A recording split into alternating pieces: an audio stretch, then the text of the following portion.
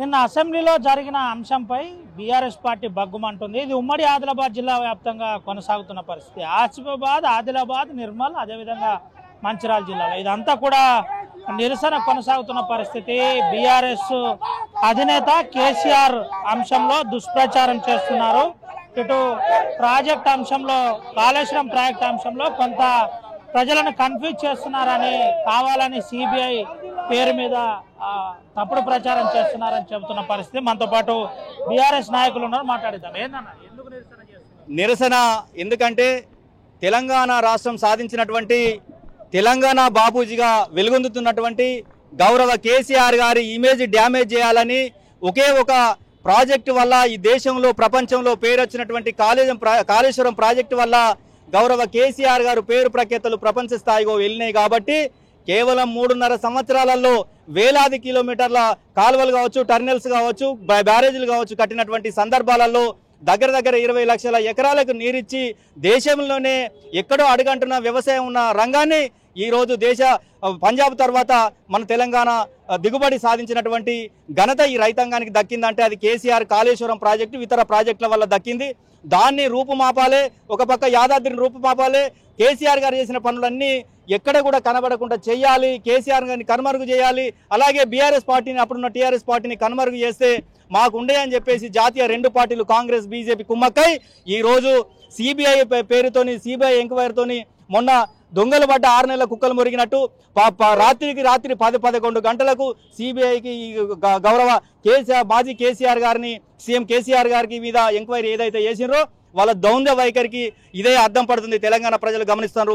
ఎందుకంటే ఒక పక్క రాహుల్ గాంధీ గారు అక్కడ సెంట్రల్లో కానీ, ఇతర రాష్ట్రాల కాంగ్రెస్ ప్రభుత్వాలు కానీ, సిబిఐ కానీ, ఈడీ కానీ, ఇంకోటి కానీ ఇక గౌరవ మోడీ గారి జేబులో ఉన్నాయి, బీజేపీ జేబులో ఉన్నాయి.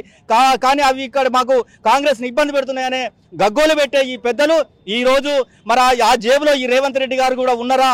ఉంటేనే అక్కడేమో రాహుల్ గాంధీ గారికేమో సిబిఐ వద్దు, రేవంత్ రెడ్డి గారికేమో సిబిఐ ముద్దు అనే విధంగా ఏదైతే దౌంద్య వైఖరి ప్రకటిస్తున్నారో ఇక్కడ తెలియజేస్తున్నారు. తెలంగాణలో ప్రతి ఒక్కరు గమనిస్తున్నారు. ఎందుకంటే ఇలా కాళేశ్వరం ప్రాజెక్టు మీద ఒక కమిషన్ వేసారు. ఆ కమిషన్ 600 పేజీల రిపోర్ట్ ఇచ్చింది. ఆ రిపోర్ట్ను బహిర్గతం చేయకుండా 60 పేజీలకు కుదించారు. దాని చర్చకు సిద్ధమని గౌరవ హరీష్ రావు గారు, మాజీ మంత్రి వర్యులు 10 మంది అడ్డం పడినా, ఎన్నిసార్లు అడ్డం పడ్డా ప్రతి పేజీకి, ప్రతి అక్షరానికి నేను సమాధానం ఇచ్చే సత్తా నా దగ్గర ఉంది, దీనే సత్తా, ధైర్యం చెప్పే సత్తా మీ దగ్గర ఉందని క్వశ్చన్ వేసినప్పుడు కేవలం గాలి మాటలు చెప్తూ, గైగా చేస్తూ, ప్రతిపక్షాల కన్నా ఎక్కువ లొల్లిపెట్టి ఆయన మాటలను ప్రజలకు అర్థం కాకుండా చేసే విధంగా ఏదైతే అసెంబ్లీ ఒక్కరోజు నడిపినరో, దమ్ము ధైర్యం లేనటువంటి ఈ ప్రభుత్వం, ప్రజలకు మేలు చేయనటువంటి ఈ ప్రభుత్వం, ప్రజలను తప్పుదోవ పట్టే ఈ ప్రభుత్వం ఒకరోజేమో హైడ్రా అంటారు, ఒకరోజేమో కార్ రేసింగ్ అంటారు, ఒకరోజేమో కాళేశ్వరం అంటారు, అవినీతి అంటారు, మూసి ప్రక్షాళన అంటారు, ధరణిలో వేలాది లక్షలాది ఎకరాలు మాయం చేసిరు కేసీఆర్ గారి కుటుంబం అని చెప్పిర్రు. ఈ రోజు వరకు 22 నెలల్లో మీరు 1 ఎకరం అన్న ధరణి తీసేసి భూభారతి పెట్టినరు, 1 ఎకరం అన్న మీరు రికవర్ చేసిరని క్వశ్చన్ చేయడం జరుగుతుంది. కాబట్టి వీళ్ళ దగ్గర సత్తా లేదు. 420 హామీలు ఇచ్చిండ్రు, 6 గ్యారంటీలు ఇచ్చిండ్రు.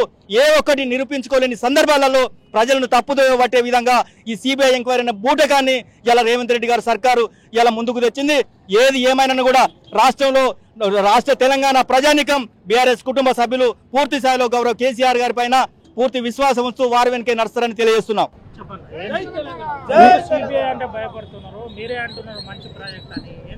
అయితే ఇప్పుడు రాష్ట్రంలో మరి తెలంగాణ ప్రజలందరూ కూడా కాంగ్రెస్ కు ఓట్లేసి మరి ఈరోజు కాంగ్రెస్ ప్రభుత్వం గద్దెనెక్కింది. గత 22 నెలలుగా ఈ ప్రజలను వంచి మరి హామీలు అయితే గత 6 గ్యారంటీలు ఏవైతున్నాయో హామీలు నెరవేర్చకపోవడంతో ప్రజలందరి దృష్టి మళ్లించడానికి కోసం మరి కేసీఆర్ మీద ఒక మరి ఏదైతే ప్రాజెక్టు ఉందో కాళేశ్వరం ప్రాజెక్టు మీద లేనిపోని నిందలు పెట్టి కేసీఆర్ని ఏ విధంగా అయితే బదనం చేయాలని ఒక ఉద్దేశం కొద్దీ ఈరోజు రేవంత్ రెడ్డి ప్రభుత్వం మరి ఏదైతే బీజేపీతోని 2 పార్టీలు కూడా టైఅప్ అయ్యి ఈరోజు ఈ విధంగా రాష్ట్రంలో ప్రజల యొక్క మనసు, వారి యొక్క దృష్టిని మళ్లించడం కోసమే ఈరోజు కాళేశ్వరాన్ని తీసుకొచ్చిండ్రు. అదేవిధంగా వాళ్ళ గురువైనటువంటి చంద్రబాబు నాయుడు కోసం ఈరోజు బనకచెర్ల ఏదైతే ఉందో దానికోసం దీన్ని మన గోదావరి జలాలన్నిటిని కూడా ఆంధ్రప్రదేశ్కు తరలించాలని ఒక ఉద్దేశం కొద్దీ పెద్ద మొత్తంలో అక్కడ ముడుపులు జరుగుతూ ఉన్నాయి. రేవంత్ రెడ్డి ప్రభుత్వం, రేవంత్ రెడ్డి ఉన్నటువంటి ముఖ్యమైన నేతలందరూ కూడా ఆంధ్రప్రదేశ్ సంబంధించినటువంటి ఆంధ్ర నాయకులు అందరూ కూడా కన్సర్న్లలో ఈరోజు ఇక్కడ కాంగ్రెస్ ప్రభుత్వం మరి వారి చేతుల్లో ఉంది. ఈరోజు వారి డైరెక్షన్లో ఈరోజు గోదావరి జలాలు తెలంగాణ రైతాంగాన్ని అన్యాయం చేసే విధంగా, తెలంగాణ రైతులకు అన్యాయం చేసే విధంగా ఈరోజు గోదావరి నీళ్ళని అటు తరలించే విధంగా ఈరోజు జరుగుతున్న కుట్రలో భాగంగా ఇది కాళేశ్వరాన్ని. ఎందుకంటే ఈరోజు కాళేశ్వరం గోదావరి నీళ్ళన్ని వాటా ఆంధ్రప్రదేశ్కు వాటా వస్తుంది కాబట్టి కేసీఆర్ గారు మన తెలంగాణకైతే ఏ విధంగా అయితే అన్యాయం జరుగుతుందో ఒకసారి గోదావరి నీళ్లు అటు తరలిపోతే రాబో భవిష్యత్ తరాలకు తెలంగాణ ఎడారి అవుతుంది, వ్యవసాయ రంగం కుంటుపడుతుంది. మన రాష్ట్రం ఈరోజు ఏదైతే దేశంలో నెంబర్ 1గా మరి ధాన్యము మరి కాళేశ్వరం వచ్చిన తర్వాత వచ్చినాయి కాబట్టి ఈ అన్నిటిని కూడా ఎడారి చేయాలని ఒక ఉద్దేశం కొద్దీ వారి యొక్క గురుగారి డైరెక్షన్ అనే ఈ యొక్క కుట్ర జరుగుతుంది. దీన్ని తెలంగాణ ప్రజలు రైతాంగాలు అందరూ కూడా గమనించాలని మేము కోరుతా ఉన్నాం. పరిస్థితి చంద్రబాబు డైరెక్షన్లో నడుస్తుందని ఆరోపిస్తున్నారు. ఈరోజు ఏదైతే కాళేశ్వరం ప్రాజెక్టు మీద మరి సిబిఐకి ఎంక్వైరీకి రాష్ట్ర ముఖ్యమంత్రి గారు ఇచ్చిండ్రో, మరి ఏదైతే వాళ్ళ నాయకుడు మరి రాహుల్ గాంధీ గారు సిబిఐని రాష్ట్రాలకు రానియద్దు, మోడీ గారి జేబు సంస్థగా సిబిఐ మారుతుందని మరి రాహుల్ గాంధీ చెప్తే, ఇక్కడ ఏదైతే ముఖ్యమంత్రి గారు అదే సిబిఐని ఇలా ఆహ్వానించి మరి సిబిఐ కేసు అప్పచెప్తున్నారు.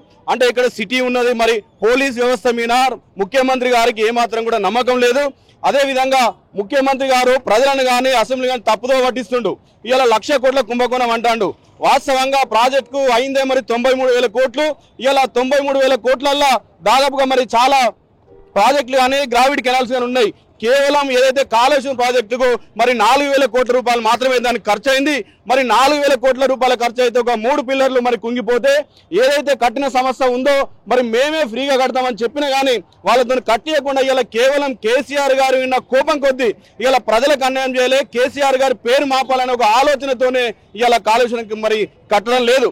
ఇలా ఏదైతే ముఖ్యమంత్రి గారు చెప్పేది మరి ఇవాళ ఎన్నికల్లో చెప్పిన అబద్ధాలే ఇవాళ ప్రజలకు కూడా తప్పుడు సంకేతాలు ఇచ్చే విధంగా మరి వ్యవహరిస్తుంది. కనుక ఖచ్చితంగా సిబిఐ చేసినా ఏదేసినా కానీ తెలంగాణ ఉద్యమకారుడు కేసీఆర్ గారు ఇటువంటి ఎన్నో తట్టుకున్నాడు, ప్రజల మనసులో ఉన్నాడు. కాబట్టి ఖచ్చితంగా ఈ సిబిఐ కూడా మమ్మల్ని ఏం చేయలేకపోతాను మేము రేవంత్ గారికి ఛాలెంజ్ చేస్తున్నాం.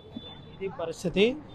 సిబిఐ కాదు, ఏదైనా మాకు ఏది కాదు, మేము దేనికి భయపడే ప్రసక్తే లేదని చెబుతున్న పరిస్థితి కనబడుతుంది. దీంతో పాటు ముఖ్యమంత్రి నేరుగా నిన్న అసెంబ్లీ తీర్మానాన్ని వ్యతిరేకిస్తున్నాం, ఈ విధంగా చేయడం నిజంగా సిగ్గుచేటని ఇటు బీఆర్ఎస్ నాయకులు నిరసన వ్యక్తం చేస్తున్న పరిస్థితి కనబడుతుంది. దీంతో పాటు ప్రధానంగా ఆంధ్ర డైరెక్షన్లో అటు ఆంధ్ర ముఖ్యమంత్రి చంద్రబాబు డైరెక్షన్లో ఇదంతా కొనసాగుతుంది.